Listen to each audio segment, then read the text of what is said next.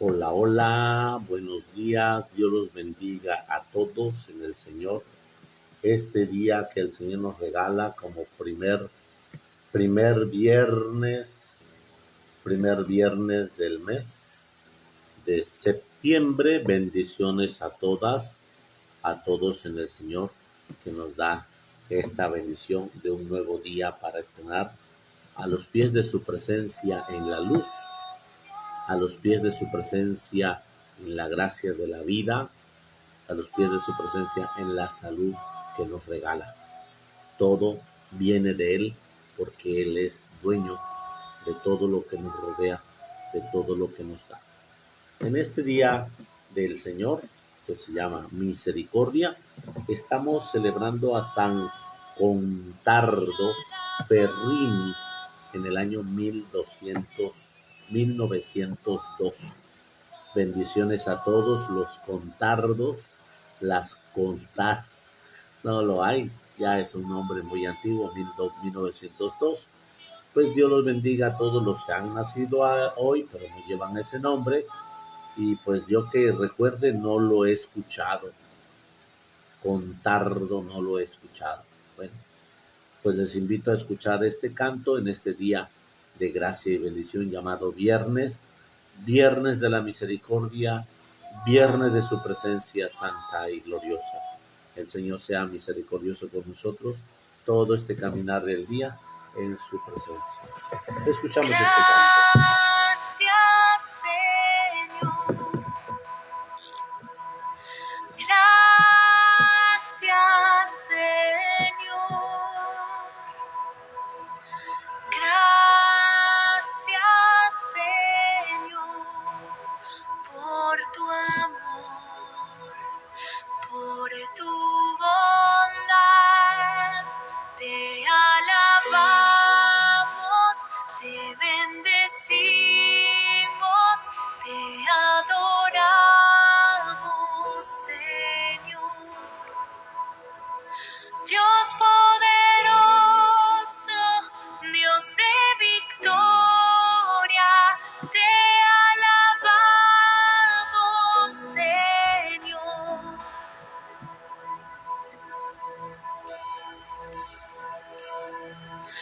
Gracias, Señor.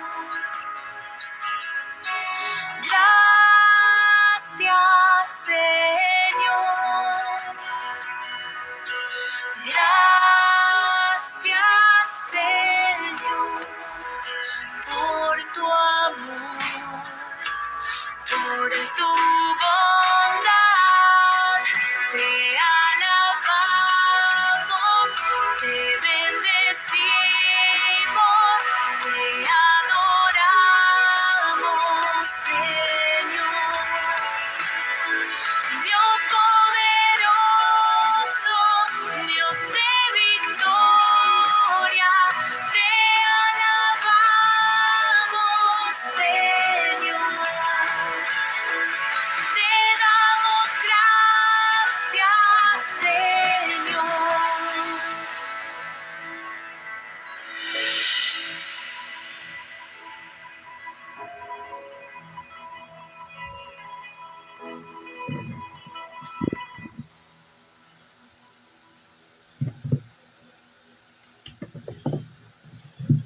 En el nombre del Padre, del Hijo, del Espíritu Santo. Amén. El sumo pontífice deseaba que algunos profesionales modernos llegaran al honor de los altares. Este deseo se cumplió con el ingeniero Contardo Ferrini. Nació en Milán en el año 1849, hijo de un ingeniero que era profesor de matemáticas. Contardo significa en alemán valiente en el combate. Con viene del combate, ardo, valiente, valiente en el combate. Heredó de su padre sus grandes cualidades para las matemáticas y los idiomas. Y a los 6 años ya era una lumbrera en la escuela. Casi le enseñaba más en su casa que en sus clases. Terco y caprichoso desde pequeñín, necesitó de las fuerzas de los fuertes castigos de su padre para dejar esos defectos que le dañaban su carácter.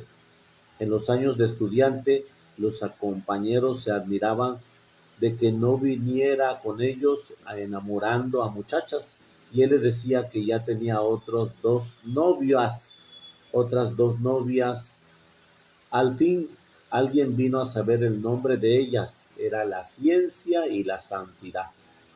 Desde muy joven hizo el voto de castidad o juramento de permanecer siempre puro, pero no contó a nadie en este secreto, y por eso cuando iba a los bailes se colocaba siempre entre los músicos tocando algunos de los instrumentos, y así no tenía que bailar.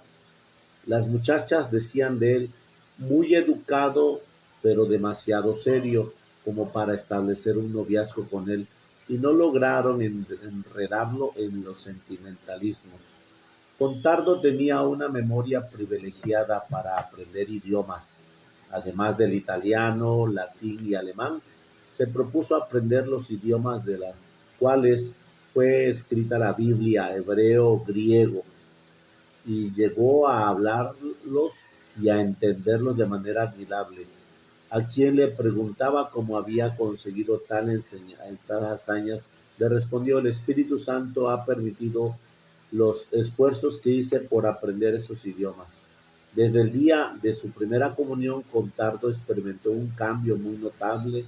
Ya fue dejando sus caprichos y malos genios y empezó a ser mucho más obediente, y desde que en los colegios leyó la imitación de Cristo, su modo de pensar tuvo un giro de 180 grados. En adelante ya lo que le interesaba era no le interesaba agradar a la gente y ser famoso y rico, sino tener contento siempre a Dios. Desde años de colegial y por toda su vida, su deporte favorito de Contardo Ferrini fue subir a la montaña. El alpinismo llama esto en Italia, porque los montes más altos de allá son los Alpes. Entre sus compañeros del alpinismo estuvo a Aquiles Ratti, que después fue sumo pontífice con el nombre de Pío IX, y que fue quien promovió después su causa de beatificación. Contardo repetía: preséntame a un joven en terribles inclinaciones hacia los vicios, que yo por medio de este deporte fuerte y vigorante lo formaré una voluntad tan vigorosa que lograra dejar su alma, sus malas costumbres. En el colegio y en la Universidad de Pavia siempre consiguió los primeros puestos y presentaba trabajos científicos tan sumamente bien hechos que los profesores se quedaban admirados. Uno de sus exámenes finales lo presentó hablando todo el tiempo en griego.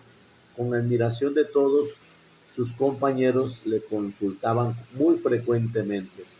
Los otros alumnos, al notar que no participaba de sus patanadas ni se reía de sus chistes verdes, empezaron a burlarse de él, llamándolo el San Luis del colegio. Al principio le decían de burla y después de verdadera admiración. Y el 21 años obtuvo su doctorado con las mejores notas de la universidad. Luego consiguió una beca para ir a especializarse a Berlín. En la universidad dejó bien organizado una asociación mariana de jóvenes para hacer apostolado entre los compañeros. A varios los había logrado entusiasmar por la buena lectura. Los empleados del hotel donde residía y se quedaban admirados por los ayunos muchos días, ayunaba muchos días, y de que pasaba noches enteras en oración. Lo primero que hizo en Berlín fue buscar un templo católico y adherirse a las conferencias de San Vicente de Paúl, una asociación de católicos dedicados a ayudar a los pobres. Se quedó aterrado al constatar los fríos que son los protestantes para la región. Berlín era la mayoría de protestantes, y escribió: aquí encuentro gente muy seria, pero ha llegado a la conclusión de que el protestantismo lleva a ser simplemente bueno aquel que el catolicismo llevaría a ser santo. Escribiendo a un amigo le dice: estoy asqueado de la corrupción de esta ciudad. Como para el protestante basta la fe para salvarse y no tiene casi sacramentos ni le dan importancia a la necesidad de hacer obras buenas, ni creer que hay que ir al purgatorio para pagar nuestras faltas. Se dedican a todos los vicios.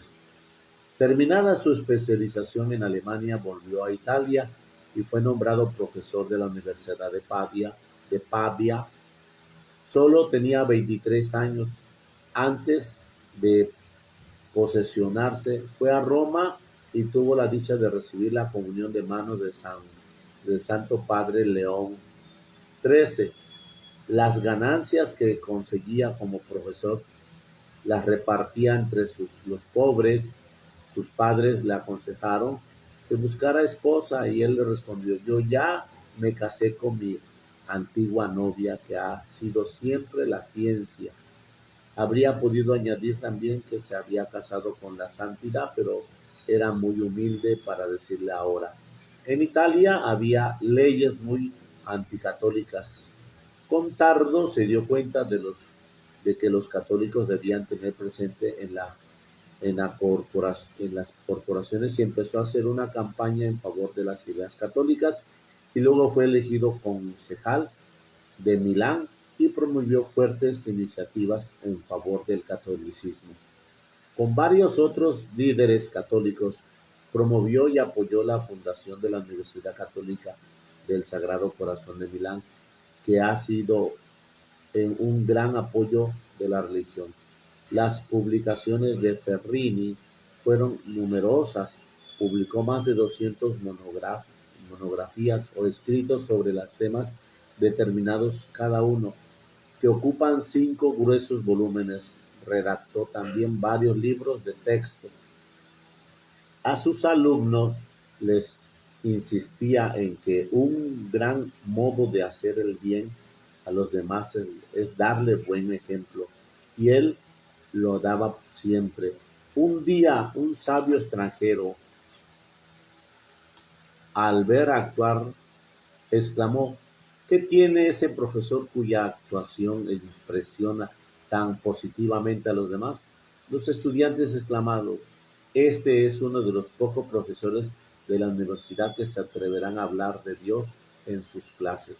Y en el año 1902, en pleno verano, se fue a practicar su deporte favorito, que era subir a la montaña, y en el viaje sintió mucha sed. Vio una fuente de agua y creyó que era un agua pura y bebió, pero resultó que aquella estaba contaminada y adquirió tifo. En pocos días se agravó.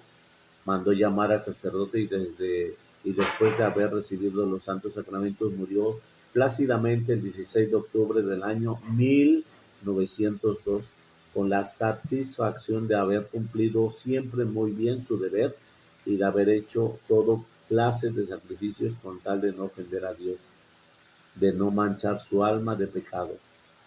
San, el Santo Padre Pío XII lo beatificó en el año 1947. La dueña del hotel donde residía, al saber que lo iban a declarar santo, exclamó: pero ¿por qué lo declaran santo si él lo único que hacía era cumplir bien sus deberes?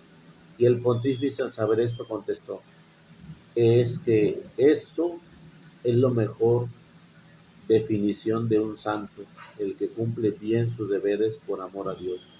Contardo, ruégale a Dios para que nos conceda la gracia de que haya muchos profesionales santos y cada uno de nosotros nos veamos santos, cumpliendo cada día los propios deberes, pero siempre con amor a nuestro buen Dios. San Contardo, intercede por nosotros en este caminar. Aquí tenemos a este santo varón que el Señor nos invita a mirar. A todos los profesionistas, a todos los que tienen una profesión, tener la gracia de aspirar al bien más alto que su propia profesión. La ciencia y la santidad fueron el ceñir de este santo varón ingeniero. Dios los bendiga a todos los que tienen una profesión, que alcancen esa labor de gracia y santidad. Proclamación del Santo Evangelio según San Lucas. Gloria a ti, Señor Jesús. En aquel tiempo los fariseos y los escribas le preguntaron a Jesús: ¿por qué tus discípulos, los discípulos de Juan, ayunan con frecuencia y hacen oración igual que los discípulos de los fariseos, y los tuyos en cambio comen y beben? Jesús le contestó: ¿acaso pueden ustedes obligar a los invitados a una boda a que ayunen mientras el esposo está con ellos? Vendrá un día en que les quiten al esposo y entonces sí ayunarán. Le dijo también esta parábola: nadie rompe un vestido nuevo para remendar uno viejo, porque echa a perder el nuevo. El vestido viejo no le queda el remiendo nuevo. Nadie echa vino nuevo en odres viejos, porque el vino nuevo revienta los odres y entonces el vino se tira y los odres se echan a perder. El vino nuevo hay que echarlos en odres nuevos. Así se conserva el vino y los odres. Nadie, acabando de beber un vino añejo, acepta uno nuevo, porque dice: el añejo es mejor. Palabra del Señor. Gloria a ti, Señor Jesús. Bueno, pues ¿qué nos habla el Señor hoy viernes?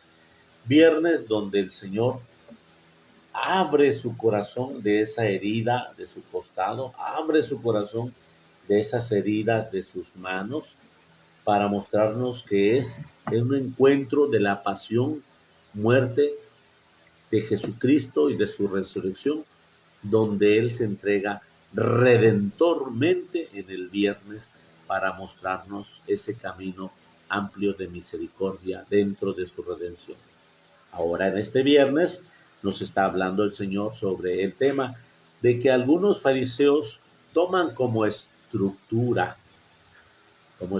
escúchalo, fariseos y los discípulos de Juan toman como estructura el ayuno. ¿Qué es estructura? Pues yo ayuno, no como nada, pero sigo igual de pedante, de enojón, de bravo. Pues yo ayuno, no como nada, pero estoy consintiendo mi inclinación a las tentaciones y al pecado, pero ayuno. De tal manera que aquellos escribas y fariseos que le hacen la pregunta sobre el tema del ayuno: ¿por qué tus discípulos no ayunan? Y Jesús escuchando su prescripción ritual, Jesús les dice: miren, ¿acaso ustedes obligan a los invitados a una boda a que ayunen cuando el esposo está con ellos? Cuando el esposo está con ellos, todos los invitados están en un festejo de alegría. Qué hermoso es que tú, yo nos alegramos porque aquel amigo está con una plenitud de felicidad dentro de la boda, porque es el esposo. Y dentro de esa boda tú miras todo el camino que se lleva y miras la gracia de su presencia en ese camino que se vive. La alegría, la libertad, el gozo, el amor se manifiestan claramente al pie del esposo. Él es Cristo. Y todos nosotros invitados, pues hacemos ese camino de alegría con la oración propia, equilibrando la gracia, porque la alegría es una parte de manifestar que no estás atado ni a tus propios pecados, que no estás atado ni a tus propias inclinaciones. Entonces, ¿cómo vamos a ayunar cuando el esposo está con nosotros? Y dice Jesús: días vendrán en que les quitarán el esposo, entonces sí ayunarán, porque el esposo ya no está con nosotros, el esposo ya nos lo quitaron. Y el ayuno es parte de ese encuentro, de Jesús. Por eso nos menciona esta parábola. Nadie rompe un vestido nuevo para remendar uno viejo. Nadie, nadie rompe un vestido nuevo para remendar uno viejo, porque echa a perder el nuevo y el vestido viejo no le queda el remiendo de nuevo. Entonces, aquí nos está invitando el Señor a elevar un poquito nuestro espíritu. Bueno, y eso que para mí, esta camisa que ya es vieja, le voy a poner un parche de tela nueva. Cuando yo le pongo ese parche se va a encoger y va a ser más grande la rotura, el, el hoyo o lo roto se va a hacer más grande porque se encoge la tela nueva. Y entonces Jesús nos está diciendo que el día de hoy no lo puedo vivir con los pecados de ayer, y que no lo debo de vivir con los pecados de antier. ¿Cómo voy a ponerle el parche de nuestra equivocaciones de ayer cuando hoy no puedo mirar más que una estructura nueva? Todo el día es de Dios, todo el día es de su gracia, todo el día es de su presencia, todo el día es una aventura de lo nuevo en su presencia santa y gloriosa. Pero yo estoy con mi parche del ayer, estoy con ese, queriendo ponerle el parche nuevo de este día a mi vestidura vieja, y le quiero poner un parche. Entonces no va a funcionar. Hoy tienes que ponerte la vestidura nueva, y la vestidura nueva es que hoy es viernes y estamos todavía a la hora de la mañana para poderle seguirle dándole gracias a Dios, dándole gracias a Dios por el don de la salud, por el don de la vida, por el don de estar en pie y socializarme contigo en este día y mostrarte mi vestidura nueva. Nadie echa vino nuevo a un odre viejo, porque el vino nuevo tiene la acidez propia de su etapa, y el odre que es viejo se rompe, con el ácido se agrieta y se va abriendo el odre viejo. ¿Qué es el odre? Pues es una especie de riñoncito que cargaban los beduinos, los judíos, los nómadas, y bueno, pues eso, con esos riñoncitos ellos guardaban sus líquidos, y lo más apreciado era un vino. Pero no puedes tú meter un vino nuevo por la acidez a un odre viejo. Entonces tenemos que tener cuidado de toda la gracia de la novedad que del Señor recibes, para que tú estés encajado en una situación pasada. Y como vino nuevo, el Señor te lo quiera dar, vino nuevo, pero tú estás en una estructura vieja y se rompe la estructura vieja, porque el vino nuevo tiene pues todas sus propiedades de lo nuevo de la gracia. Y bueno, tú vienes a misa y estás con tu estructura vieja y quieres presenciar a Jesús, vienes y comulgas y no se aprovecha de nada, porque el, el vino nuevo necesita la estructura nueva de su odre nuevo para que perdure. De mientras que tú y yo tenemos ese pecado pasado y venimos y comulgamos, entonces tenemos una situación de que no se aprovechará nada. Por eso dice Jesús al final: nadie, acabando de beber un vino añejo, acepta uno nuevo. Por supuesto que no. Tú tomas un tequila reposado, tomas un vino de años atrás, 10 años, 20 años atrás, y te tiene un sabor muy exquisito, muy rico. Tú tomas un agave de este mes, está muy ácido, tiene mucha fortaleza, tiene mucha fuerza, pero el reposado, conforme va moviéndose, entonces es muy distinto a que tú seas una persona que tiene una experiencia añeja, virtudes, cualidades, a que seas una vieja persona, una persona vieja o un viejo como persona, y que dentro de tu vejez tienes carácter, violencia, ver mucha imperativo de palabras obscenas, porque como eres una persona adulta y como Dios te permitió la autoridad, pero hoy ya no la tienes y te vuelves agrio, fuerte, difícil, entonces una persona vieja no es igual a una añeja. Y la añeja, vuelvo a decirte, es aquel que se estructuró aceptando todo lo que hoy en declive está mirándose en su vida, de trabajo, de fuerza, que ya no puedo caminar, no puedo, pero estoy con una constante vitalidad. El añejo tiene esa naturaleza de tener una situación actual, y sigue participando a pesar de ser adulto, participando de un buen comentario. ¿Por qué? Porque sabe escuchar lo que escucha de la juventud, de las pejuchas de los maduros, pues ese añejo es muy bueno. Cuando tú vas y encuentras una persona que es dentro de su sabiduría y prudencia muy decente, qué buen añejo ha de ser ese hermano nuestro.